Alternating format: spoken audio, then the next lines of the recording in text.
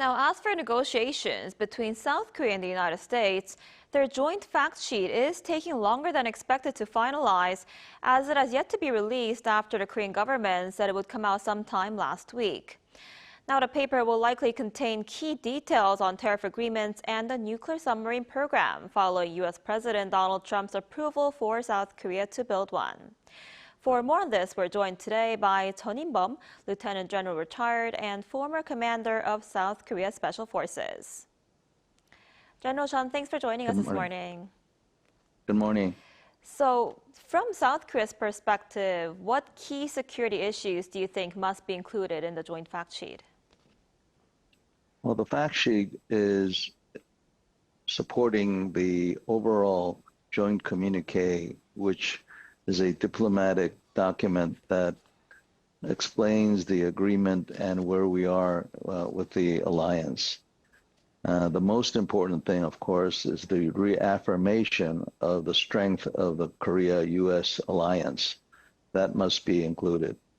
I think that because many people term that this year's negotiations or meeting was so critical that it's taking a little bit more time, which means there's a lot of prudent thinking going on. So I think that we need to wait and see what happens. But the most important thing that needs to be included is the reaffirmation of the alliance.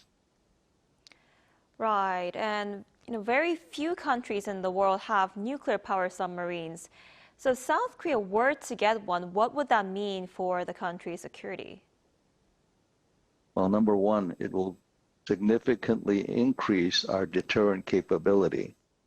What that means is it will give the Republic of Korea a second strike capability.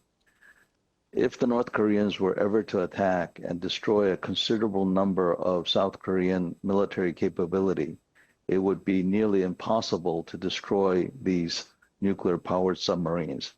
In turn, these submarines will give us the ability to strike back at the North Koreans.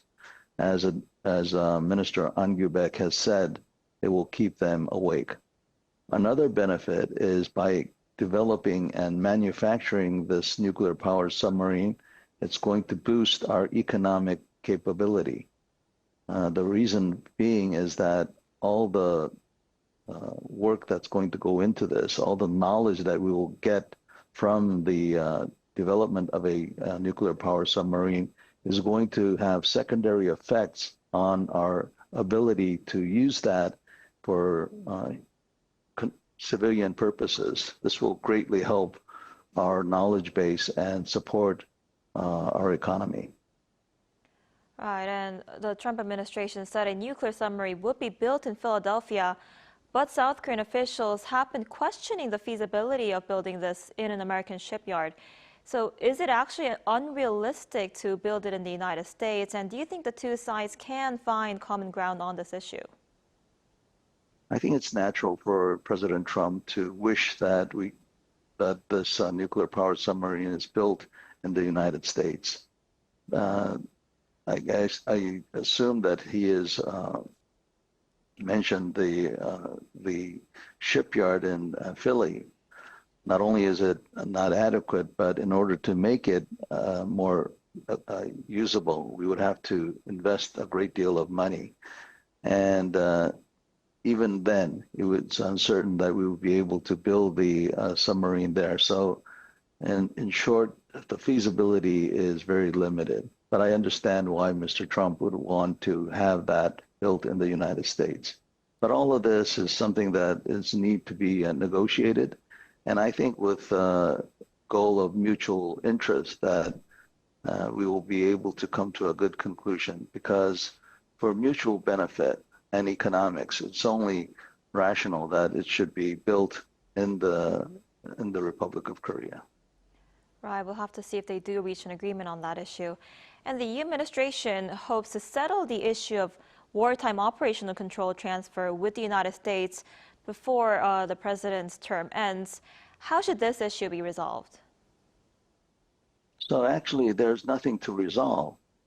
Whenever we South Koreans want to have wartime operational control, there's no objection by the United States.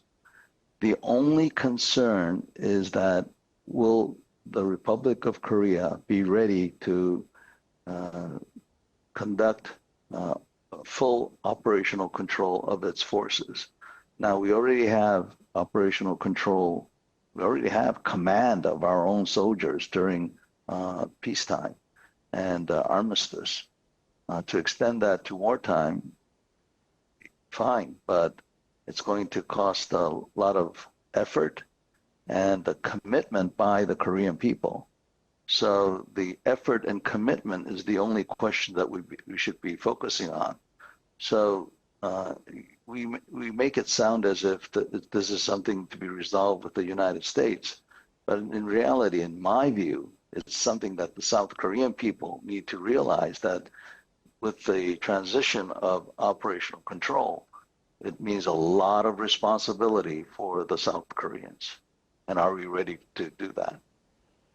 I see a lot of things to consider. And before I let you go, there are also concerns about potential changes to the size and role of U.S. Troops here in South Korea, especially after U.S. Defense Secretary Pete Hegseth said the alliance remains focused on North Korea, but also needs some flexibility. What's your take on this? So let me be very clear. The United States has never said that they will fix their forces on the Korean Peninsula no matter what. But at the same time, the United States has always guaranteed that the mission of U.S. forces in Korea, especially the Combined Forces Command, is focused on deterrence and keeping the peace on the Korean Peninsula and Northeast Asia. So the U.S. position has never changed. It's the only thing that is changing is the understanding by the Korean people. And we need to get accustomed to this idea that if something happens in the Indo-Pacific, that USFK, United States Forces Korea, will get involved one way or the other. To me, that's only natural. I think we should accept this fact and even support it.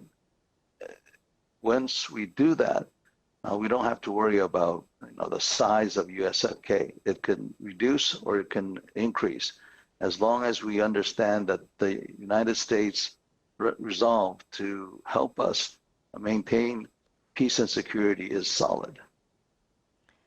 I see. All right, General. Thank you so much for your time and insight this morning. We appreciate it. Thank you.